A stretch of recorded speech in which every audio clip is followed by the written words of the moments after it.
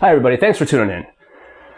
So after being very surprised at how much I enjoyed the first season of Cobra Kai on YouTube, I decided to go back and watch the first 3 Karate Kid films. Out of the 3, Karate Kid Part 3 from 1989 really sticks out in my mind the most. It really does fall into it's so bad, it's good category. It's basically what happens when you take the most annoying film franchise character of all time and put him up against the most pathetic villain ever. Let's take a look. John Kreese is broke and his dojo hasn't had any students in months, thanks to Mr. Miyagi putting him to shame and Daniel beating his students in the karate tournament. He then drives over to the mansion of his army buddy, Terry Silver. Terry is the co-founder of Cobra Kai and owns a company that dumps nuclear waste. He doesn't like seeing his buddy upset, so he sends Kreese on an all-expense-paid vacation and tries to talk like a tough guy mafioso as he drops him off at the airport. They made you suffer. So I'm going to make them suffer, and suffer, and suffer, and when I think they've suffered enough, then I start with the pain. We're Cobra Kai. Say it, Cobra Kai. Never dies. God, I hate this guy so much. Just wait till we get to his master plan.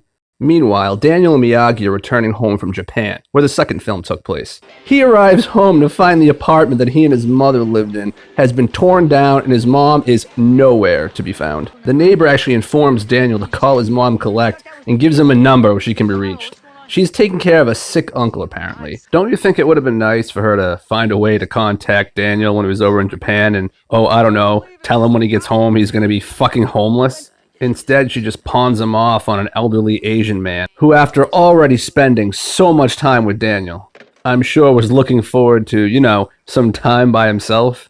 Thank God Mr. Miyagi has lots of discipline, because I would have killed Daniel in his sleep long ago.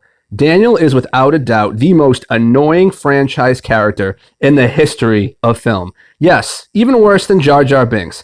Daniel bitches, whines, cries, and gets his ass kicked through 3 films, only to always land some kind of lucky shot at the end.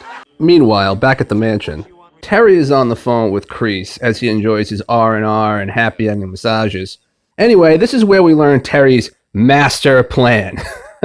So, Terry plans to intimidate Daniel into leaving Miyagi and train with him to defend his title. Then he will make Daniel feel super invincible and confident, but is really just teaching him all the wrong moves, so he'll lose the tournament. And you know what he's going to learn from me? Pain in every part of his body and fear in every part of his mind.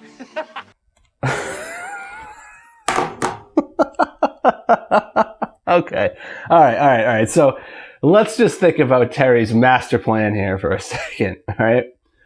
While most villains are set on world domination, controlling the masses, or even just flat out killing somebody, Terry Silver just sets the bar at a new low by taking time off from running a multi-million-dollar company to help his friend sabotage a teenager in a karate tournament.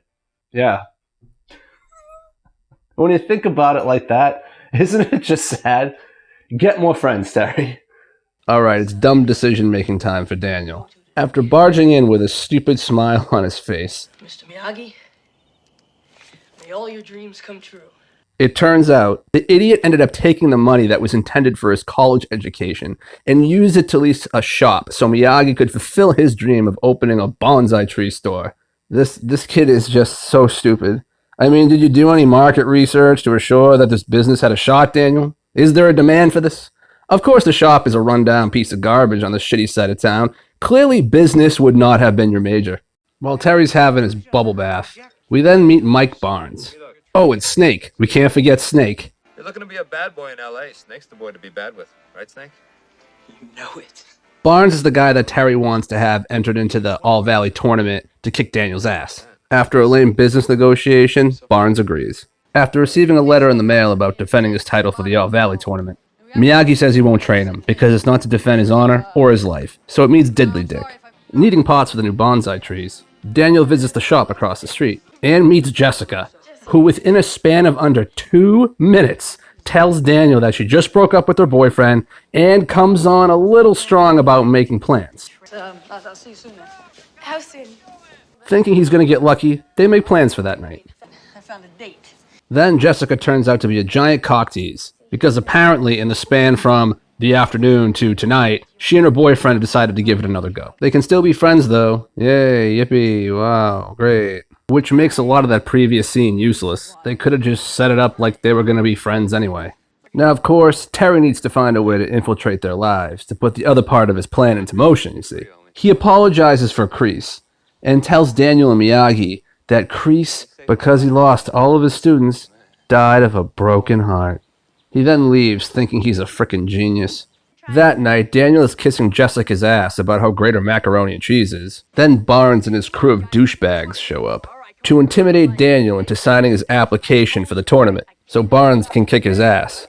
The end result is, actually, Jessica getting her ass kicked by Barnes. Daniel getting his ass kicked by Barnes, only for Miyagi to, as usual, save the day for Daniel. Huh. Well, I'd say that got a little bit serious, wouldn't you? So, what does Mr. Miyagi want to do about this? He's gonna train Daniel now, right? No, not exactly. In fact, he doesn't give a flying fuck. Instead, he decides to just sing.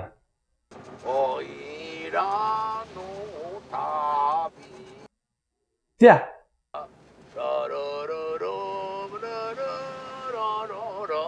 Could you imagine being in this scenario?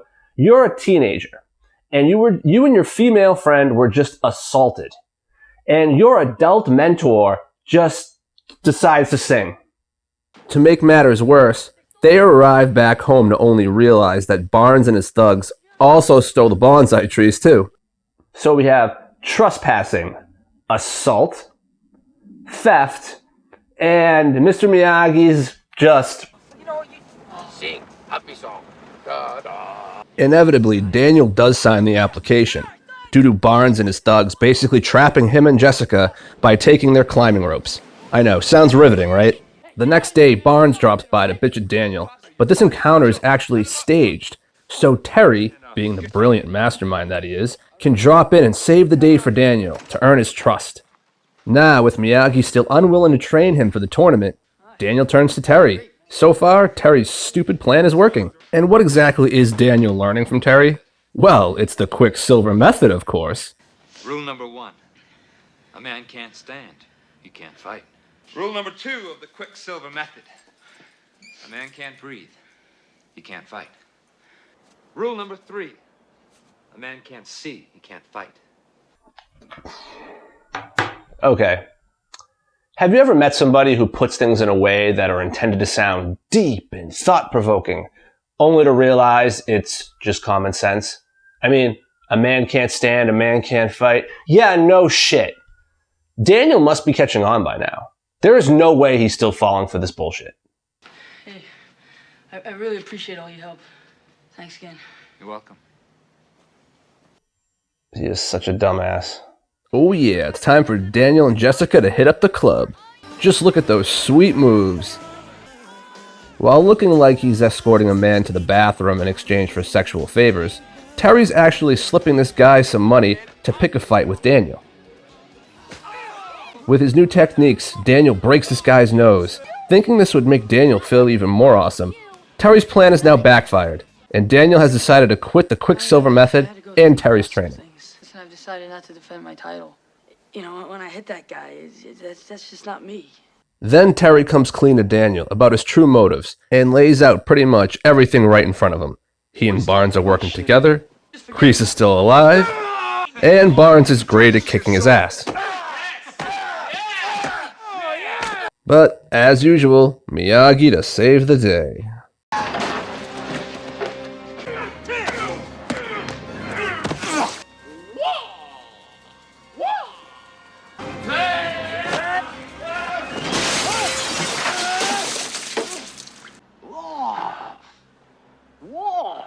Now finally, toward the very end of the movie, Miyagi finally agrees to train Daniel. Alright, it's the moment we've all been waiting for. Barnes and Daniel are finally squaring off. Everything seems to be going according to plan for Team Barnes. Daniel is getting his ass kicked, as usual. He spends most of his 1-minute break period on the floor of the ring, whining about how it's over and he can't win. Miyagi gives him some words of wisdom, but it's basically a nice way of saying stop being a pussy and get up. Daniel starts doing some calm, magical kata moves that somehow confuse Barnes. For some reason, this totally disrupts him and his fighting style. He has no idea what to do. Daniel flips him, gives him a light tap, and it's over.